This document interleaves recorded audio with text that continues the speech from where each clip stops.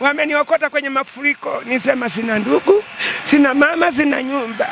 Nashukuru sana watu wa Mungu. Nashukuru sana wapendwa. Nashukuru wa baba, wakina mama, wa bibi wote. Na wazee wangu pia. Nifikiri niko peke yangu. Nifikiri sina ndugu, sina nyumba.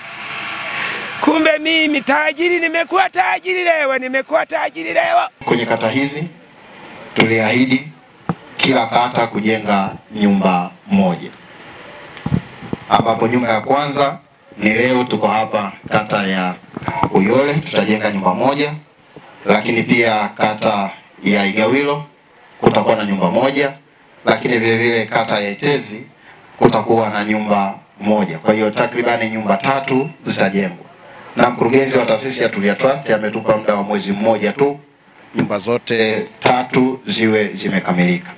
Kwa hiyo tutegemee mwezi wa 5 Dr. Tulia mwenyewe atakuja kukabidhi nyumba hizi, ambapo tutakuwa tunafikisha takribani nyumba 21 kujengwa ndani ya mkoa wa Mbeya, lakini pia nje ya mkoa wa Mbeya. Kwa hiyo niwashukuru sana ndugu zangu kwa mioyo yenu ya upendo. Nimesikia hapa viongozi wakisema ziko nyakati ambazo mlikuwa mnawasaidia ndugu zetu wanapokosa chakula. Kwa hiyo tuendelee kuwaomba, tusishie hapo. Tuendelee kuwasaidia ndugu zetu kwa kupatia mahitaji muhimu pindi wanapokuwa wanapata changamoto ya kukosa.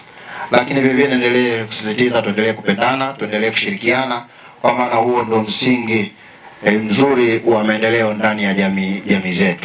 Nashukuru sana kwa kunisaidia Tulia Nyakiosa Kalonki. Nakushukuru kweli, naitwa Efa Frenki Chungu. Nimejenga na kuni, nimebeba mikaa. Musha kanisaidia nikajenga nyumba, nikafyata matofali mimi mwenyewe.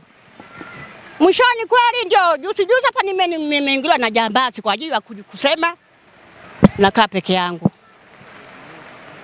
Ndio hivyo nimeogota makopo hapa, amenisukuma nimeanza mwezi wa 7 kuogota makopo, ndio kisha ambapo nimefikia mpaka saa hizi. Ndio yamenilea mpaka saa hizi. Nawashukuru wote kwa kunisaidia kujenga nyumba. Wadogo zangu wawili wenyewe waliisha njiani. Changamoto ndogo za michango shuleni akawa natoroka hivyo. Kwa waliisha njiani. Wanaosoma ni wawili, ambaye mmoja yuko la 5, mmoja yuko la 2.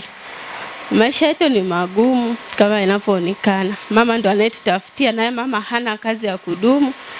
Ni mtu anayehangaika na vibarua, atafute ndo tule. Asipopata, japokuwa anatupambania sana, hajai kutuacha tukae na njaa. Kwa anaweza kapambana na vibarua hivyo, akatutafutia au kwa fundo atuletee tule. Yupo hospitalini, lakini vile watu wanaoenda kumuona wanampatia hela kidogo hivi, kama mimi ninavyoenda kila siku msalimia ndio wao wananipatia na kuja kuendesha maisha ya dogo zangu. Maisha magumu leo kwa kishi huyu mama. Kwanza nilimwona mimi akiokota makopo kwenye madampo. Anaokota makopo ili apate kuuza, apate kula. Alafu pili alikuja kubakwa na vijana. Alipobakwa na vijana, nashukuru sana kama mwenyekiti wangu ambaye ni Joseph Ndambo ndiye aliyefanya kazi ya kumuguza huyu mama pamoja na wananchi wote wa mtaa wa Mwanyanje. Tunasema Tulia Action, Mungu ambariki sana kwa ujenzi, kwa msaada huu aliotoa. Mzikome kwa hapa, hata kwa wengine wenye uhitaji kama wa mama huyu muweze kujitoa. Tunamshukuru sana kwa msaada wenu.